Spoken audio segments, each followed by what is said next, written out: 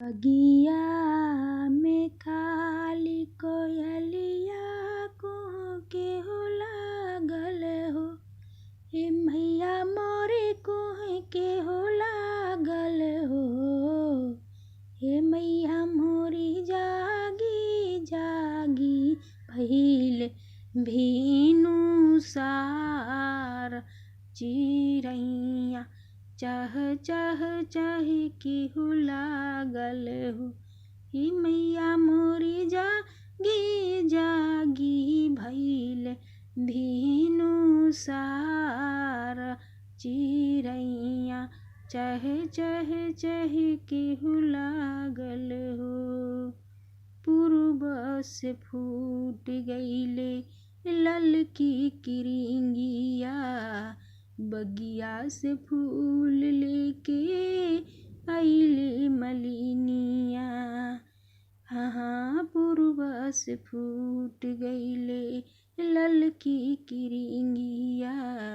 बगिया से फूल लेके आइली मलिनिया। खिलल फुलवा मैया मोरे गम गम गम के हो। मैया मोरे गम गम गम के हो। मैया मोरे जागी जागी भइले भीनु सार।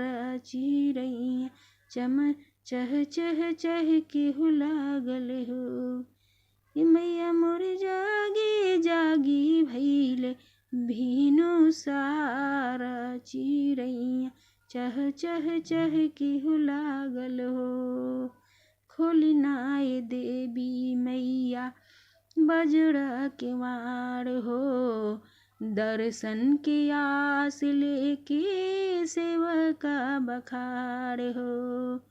तोहरे तरस के श्रद्धा मन में जागल हो।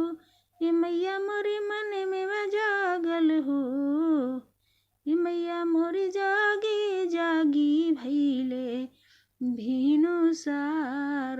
चिरैया चह चह चह केहू लागल हो। ये मैया मोरे जागी जागी भइले भीनु सार। चिरैया चह चह चह केहू लागल हो। मेरा गाना अगर आप सभी को अच्छा लगे तो मेरे गाने को लाइक करें, शेयर करें और मेरे चैनल को सब्सक्राइब करें।